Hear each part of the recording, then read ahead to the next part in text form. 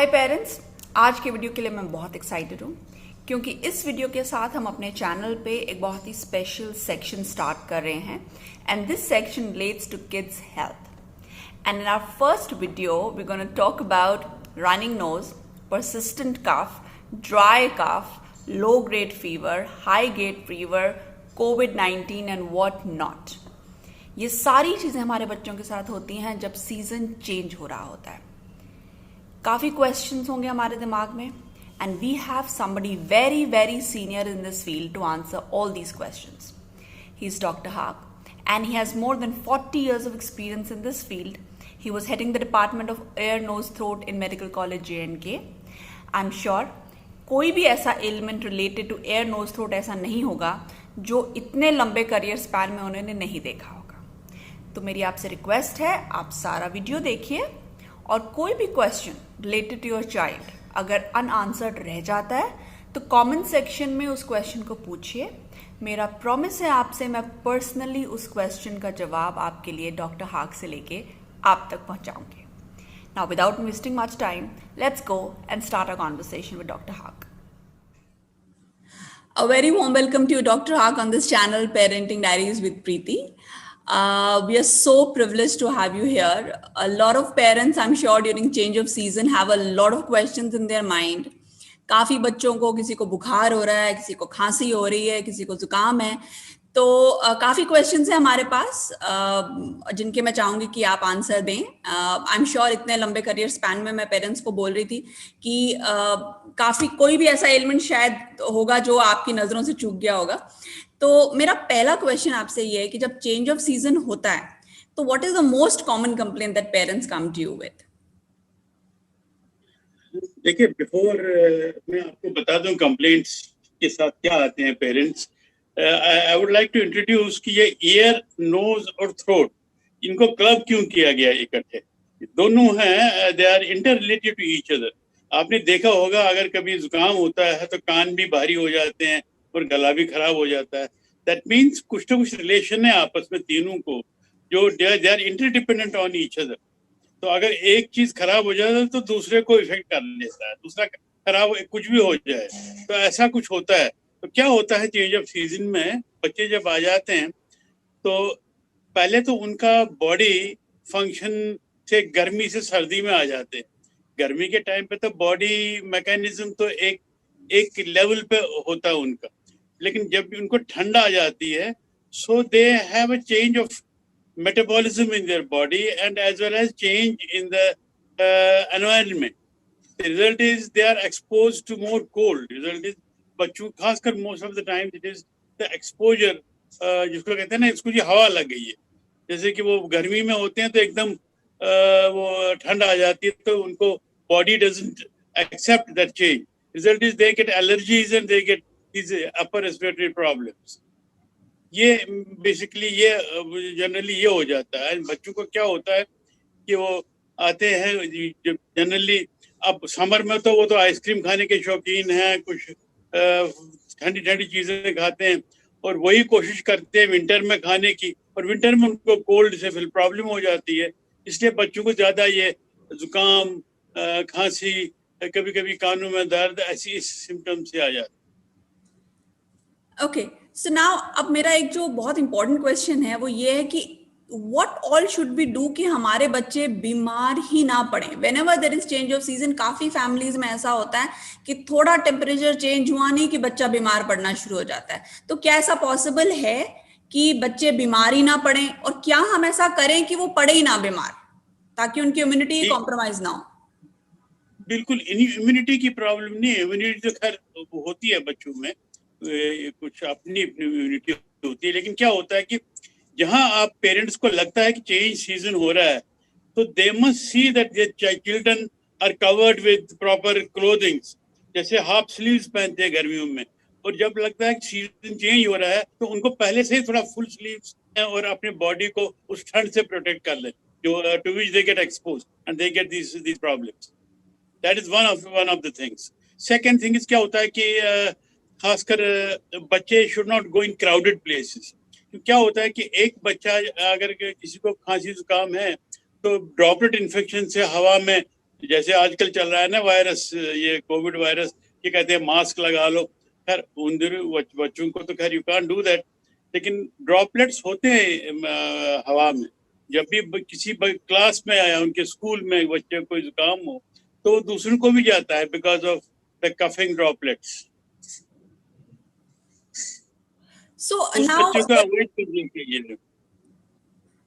okay, so now once the child has cold and cough, आजकल काफी एकदम लोग ना जो ही बच्चे को कोल्ड कफ होता है तो काफी होम रेमेडीज करने शुरू कर देते हैं, काफी चीजें इंटरनेट पे गूगल कर लेंगे सबसे पहले। So what is your first suggestion कि आपके बच्चे को कोल्ड कफ हुआ, so the first thing you should do is this, so what should they do the first thing? मैंने कहा ना, best is to prevention is better than the cure. अगर prevention कर लेंगे तो ये प्रॉब्लम नहीं हो जाएगी। अगर हो जाती है तो फिर वो हैव अ प्रॉपर ट्रीटमेंट। जैसे कि नाक में जुकाम में हुई जो कुछ ऐसे सिरप्स हैं बच्चों के लिए जो एंटी एलर्जिक होते हैं, डिकंजेस्टेंट्स होते हैं। अगर वो कंजेशन जो नाक में है या गले में है वो कम हो जाता है। एंड बाद में अगर ज्यादा प्रॉब्लम हो तो फिर then we give some antibiotics as well to cure them. तो आपने कंजेशन की बात बोली, so one thing is that children have heavy chest and they are congested, but there are also a fair section of kids who report dry cough, क्योंकि मेरा खुद का बेटा भी जब छोटा था तो काफी ड्राई कफ और परसिस्टेंट कफ, रात रात भर कफ करता रहता था। What is the reason for that? Because it's very disturbing for a parent also, and I am sure it's uncomfortable for the parent child also. Usually जो ड्राई कफ होता है बच्चों में, that is because of the allergy. देखिए जब इनको यहाँ allergy हो जाती है गले में, तो इनफैक्ट क्या होता है, एंटीजन एंटीबॉडी रिएक्शन हो जाता है। एंटीबॉडीज भी होती है, तो जब रिएक्शन हो गया हिस्टामिन रिलीज हो जाता है। उसकी वजह से फिर कंजेशन हो जाती है। कंजेशन से क्या होता है कि गले में हमेशा इरिटेशन होती है। They start coughing to relieve their irritation of the throat, that is the reason.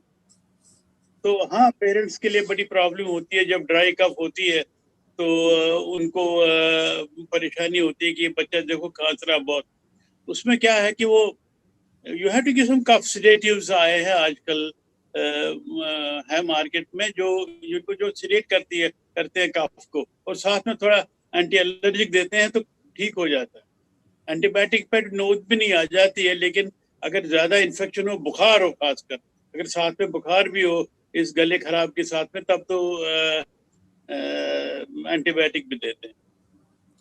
So now that we are talking about antibiotics, so there is a एक काफी एक वो thought process चल गया है अभी कि भाई बच्चों को एंटीबायोटिक नहीं देनी चाहिए। So how far do you agree to this कि भाई बच्चों को हम एंटीबायोटिक ना दें, और जब भी आप डॉक्टर के पास जाओ तो एंटीबायोटिक प्रिस्क्राइब कर लेते हैं, काफी पेरेंट्स को ये कंप्लेन रहती है। देखिए जब तक कफ और कोल्ड, तब तक तो एंटीबायोटिक हम देते नहीं है। We just give decongestants only, antihistaminics और कफ सिडेटिव्स वगैरह देते हैं। लेकिन अगर बच्चे को साथ में फीवर है, दैट मीन्स फीवर कैसे हो जाता है? फीवर होता है जबकि इन्फेक्शन होता है। इन्फेक्शन जहाँ हो तो वहां तो एंटीबायोटिक देना है। जहाँ बैक्टीरियल इन्फेक्शन होता है, नॉर्मली कफ एंड कोल्ड तो वायरल होता है। वायरल में तो माइल्ड फीवर अगर हो तो कोई प्रॉब्लम नहीं है, आपने पैरास्टामोल वगैरह दे दिया तो ठीक हो गया। लेकिन अगर थोड़ा सा से 100, 101 अगर ज्यादा फीवर हो, then we have to give, that means it is super added bacterial infection होता है उनको, तो उनको सुपर एडेड फिर एंटीबायोटिक देने पड़ते हैं। And now the most important question that is doing the rounds, how do you differentiate आजकल एक cold cough और COVID-19? Because आजकल कोई छींक भी मारा है तो काफी टेंशन हो रही है, you get these thoughts in your mind कि इसको COVID तो नहीं हो गया। So how does a parent really take a call that whether my child has COVID-19 or not, or it's just a common cold and cough? Common cold is also a viral, and COVID also is viral. कि जहां देखा आपने थोड़ी सी breathing problem हो गई, he is having constant low grade fever, तब तो that means you have to be little cautious. Breathing problem नहीं होनी चाहिए बिल्कुल। You should not be able to have any breathing problem. लेकिन ऐसा है कि generally we have not seen much COVID in the children. तो अगर बच्चे को खांस रहा है और साथ में सांस लेने में प्रॉब्लम होती है, then you have to keep your fingers crossed. तो आपको फिर उस वक्त टेस्ट भी करना चाहिए उसको। क्या वजह क्या होगी, क्या इसका एक्सरे वगैरह भी करना चाहिए साथ। Okay. So now this is related to cold, cough, fever, and all these related aspects. But there's one ailment that I have seen that really inflicts a lot of children, especially during summer season, which is nosebleed, and it's kind of very scary with blood coming out of the nose. So with kids especially. This is a So very good, this is a very good question you asked me. Summer में है जो ही खासकर when winter to summer आ जाता है तो खासकर छोटे बच्चे इनको नोज ब्लीडिंग होती है। लेकिन मैं बताऊं, नाक का जो अंदर है ना एक सेप्टम होता है जो नाक को डिवाइड करता है 2 पैसेजेस में। उस सेप्टम के लोअर इंफीरियर पोर्शन में एक कंजेस्टेड एरिया होता है, that is known as Little's area और हेजलबैक्स एरिया। तो उसमें क्या होता है कि जब बच्चे अब क्या होता है कि जैसे कि विंटर है, विंटर से समर में जाएंगे, अब ही ब्रीथ्स नाउ वार्म एयर। पहले तो विंटर में तो ठंडी हवा होती थी, कुछ नहीं होता, लेकिन समर में क्या होता है कि ये गर्म हवा आती है। गर्म हवा जाने से क्या होता है कि वो नाक ड्राई हो जाता है। ड्राई नाक से क्या होता है कि खासकर इस लिटिल एरिया में जो सेप्टम के इंफीरियर लोअर पोर्शन में है, ये ड्राई हो जाता है। तो जब ड्राई हो गया ये पोर्शन, तो बच्चा, खासकर इन बच्चों को आपने देखा होगा नोज पिकिंग की हैबिट होती है, तो इरिटेशन होगी तो वो उंगली डालता है नाक, और अगर उनके पेरेंट्स उनको नाखून शाखून नहीं काटेंगे तो उससे इंजरी हो जाती है और दे स्टार्ट ब्लीडिंग। ये it is as good as जैसे कि वाटर सप्लाई होती है, तो अगर कहीं पानी निकल जाता है जमीन के अंदर से, इसी तरह से वहां जब उसने उंगली लगाई, नाक का जो कंजेस्टेड एरिया है उसमें जख्म हो गया और ब्लीडिंग आ जाती है। तो उसके लिए बेस्ट है कि what I would like to advise the parents कि क्या करना चाहिए इमीडिएटली, खासकर छोटे बच्चों के लिए। क्या होता है कि ये लोग बच्चे को लिटाते हैं या कभी नल के नीचे ले जाते हैं, ठंडा पानी डालते हैं सर में, which is being usually practiced by the parents। लेकिन हम लोग नहीं, हम क्या करना चाहिए, उसको बच्चे को बिठाना चाहिए, क्योंकि ये ब्लड अगर नाक में आता है तो फिर गले में चला जाता है, फिर और इरिटेशन हो जाती है। तो बच्चे को बिठा के नाक को पिंच करना चाहिए, ऐसे पकड़ के बिठा के, आप as a parent you should pinch the nose और टेल द चाइल्ड, अगर थोड़ा बच्चा बड़ा है तो बोलो जोर से दबा दो नाक। अगर आप 10 मिनट इसको पिंच करेंगे, 5-10 मिनट, ये नाक ब्लीडिंग बंद हुई, क्योंकि ये कंजेस्टेड एरिया सेप्टम में है, ये ठीक हो जाता है उसके बाद। लेकिन हाँ, ये है कि अगर ब्लीडिंग होती है बार बार, तो इसको वो है मेथड्स, उसको कॉटराइजेशन की मेथड्स हैं, केमिकल कॉटराइजेशन करते हैं या इलेक्ट्रिकल कॉटराइजेशन करते हैं अगर बार बार हो जाए। लेकिन इन बच्चों को तो they should not pick up the nose, should be kept greasy and soft. जैसे लिक्विड पैराफिन है, डाल दिया नाक में, या सफेद वेस्लिन है, वेस्लिन यू कैन पुट, और इवन ऑइंटमेंट्स आते हैं कुछ मार्केट में जो पेट्रोलियम जेली बेस्ड है या वेस्लिन बेस्ड है, वो लगाना चाहिए नाक में। उसी तरह नाक अगर नरम रहे तो बच्चों को ब्लीडिंग नहीं हो जाएगी। हाँ, अगर बहुत ही ज्यादा होती है, अक्सर होती है, फिर आपको ब्लड टेस्ट वगैरह भी करना पड़ता है कि bleeding problem. Okay, so when it comes to nosebleed, what you're suggesting is that, if it happens once or twice, there's nothing really to worry. You just need to pinch and put your head towards the back and that's it. बार बार होता है तभी doctor के पास। You have to put it to the back. You have to make it to sit. Sitting position में नाक pinch करनी चाहिए। Okay, so you just have to छोड़ना चाहिए। Okay, fine. Then, but keep the nose soft and greasy. Ointment, कुछ Vaseline based ointment, petroleum jelly based ointment, या कुछ white Vaseline, liquid paraffin वगैरह, इसे डालना चाहिए, और बच्चे के नाखून काटना चाहिए। And then बच्चों को बोलना चाहिए, see that nobody injures your nose। क्या बच्चे स्कूल में खेलते तो आपस में एक दूसरे को मुक्के शुके भी मारते हैं, उससे भी नाक में ब्लीडिंग आ जाती है। I'm sure. Okay, that's great. So that's one of the major issues that we have spoken about. Now, the last thing that I wanted to speak about, something that many parents with young children are often faced with, is tonsils. So काफी बार जब आप doctor के पास जाते हैं, This is the question which I wanted you to ask. जरूर पूछना चाहिए tonsils. देखिए, मैं आपको इसके बारे में बता दूं, बड़ा मिसकंसेप्शन है लोगों में कि भाई इस बच्चे को टॉन्सिल हो गए हैं या इस बड़े को टॉन्सिल हो गए हैं। कि tonsil cancel is nothing but a normal part of the human body, जो गले के अराउंड होते हैं, अंदर जब जहाँ जीभ और तालू होते हैं ना, उसके साइड में होते हैं टॉन्सिल्स। नाक तो में हर भी किसी होते के हैं, होते उसको हैं, बिल्कुल, हाँ, वो हर किसी हर के एक होते के हैं, everybody has it. जैसे आपकी फिंगर है, फिंगर में नेल्स है, जैसे बाकी बॉडी पार्ट्स है, वैसे टॉन्सिल भी एक डिफेंस, बॉडी डिफेंस के लिए होते हैं ये। क्योंकि हवा जब आप ब्रीथ करते हैं या खाना खा लेते हैं तो इस they have the lymphoid tissue, lymphoid follicles निकलते हैं, इनमें से लिम्फोइड टिश्यू होता है ये जो बॉडी को डिफेंस करता है। अब क्या होता है कि कभी कभी कई लोगों को defence is less than the offence of the व्यक्ति।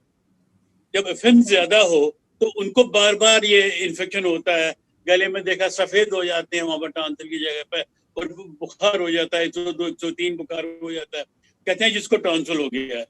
तो tonsil is not something for कोई खास आ गया वहां से कि टॉन्सिल हो गया।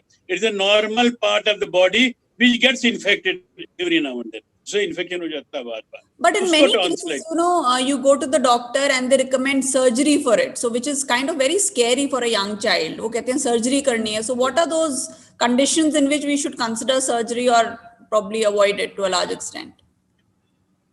Let me be very frank, though I have also been an ENT surgeon, मैंने भी काफी सर्जरी की है, मैंने भी काफी टॉन्सिल निकाले, लेकिन this used to be at one time a bread and butter earning of an ENT surgeon. Let's be very frank. और क्या होता है कि जहां बच्चे को थोड़ा सा 1-2 बार इन्फेक्शन हो गया, बोले उसको टॉन्सिल हो गया जी, निकाल दो इसको। उसमें क्या होता है कि देखो, you are removing a normal, जो डिफेंड करता है बॉडी को, उसको रिमूव करते हैं। उस बच्चे को डॉक्टर को तो अपने पैसे, उसने तो अपना किया ऑपरेशन, पैसे 4 कमा लिए, फिर बच्चा चाहे उसको इन्फेक्शन बार बार हो या नहीं हो, उसको कोई परेशानी नहीं है, उसने तो अपने पैसे कमा लिए। लेकिन आजकल के जमाने में क्या है कि we don't now by and large operate tonsils at all. There are set indications तो है, सेट इंडिकेशन। अगर 6 साल में 4-5 बार हो इन्फेक्शन, उसको 102-103 का बुखार आ जाए और टॉन्सिल इन्फेक्शन कभी टॉन्सिल में होने के बाद टॉन्सिल के बाहर जाता है, वी कॉल इट पेरिटॉन्सिलाइटिस और पेरिटॉन्सिलर, फिर एब्सेस हो जाती है कभी गले में, तब भी ऑपरेशन करते हैं। तो set indications are very less.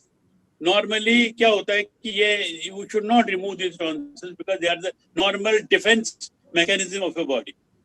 हाँ, अगर बहुत प्रॉब्लम हो, अब कईयों में क्या होता है कि स्ट्रेप्टोकोकल, ये हेमोरेजिक इन्फेक्शन हो जाता है बच्चों में, बच्चों में कभी कभी throat is one of the responsible areas where your joints also can get infected, where your even heart can also get infected. जहाँ ऐसे कंडीशन में टॉन्सिल का ऐसा कुछ स्ट्रेप्टोकोकल इन्फेक्शन है, तब भी हम रिमूव कर लेते हैं so that he doesn't get any more further complications. But mind you, indications of tonsillectomy are very very less.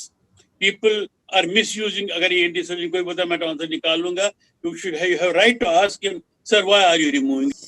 So what you're trying to say is that, when it comes to surgery related to tonsils, we should be absolutely cautious, take a lot of consultation, and because it's part of a defense mechanism. This is something that I didn't know for such a long time, that tonsils are actually a part of defense mechanism of the body.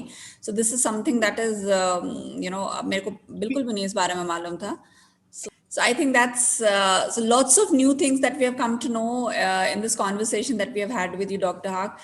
Thanks a lot. Thanks a ton for such a great explanation about each and every part of this particular ear, nose, throat, and how it is helping our kids stay strong.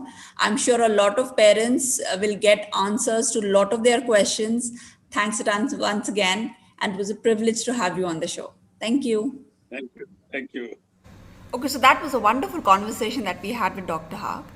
अगर अभी भी आपके मन में कोई ऐसा question है जो आप पूछना चाहते हैं, कुछ स्पेसिफिक चीज़ आप पूछना चाहते हैं, as I told you in the beginning of the video as well, do write it in the comment sections. It's my promise I will get the answer to you personally from Dr. Haq himself. I hope you liked the video. Subscribe to the channel, share it along with other parents who would probably benefit out of this video. Keep watching, stay healthy, stay safe. Bye-bye.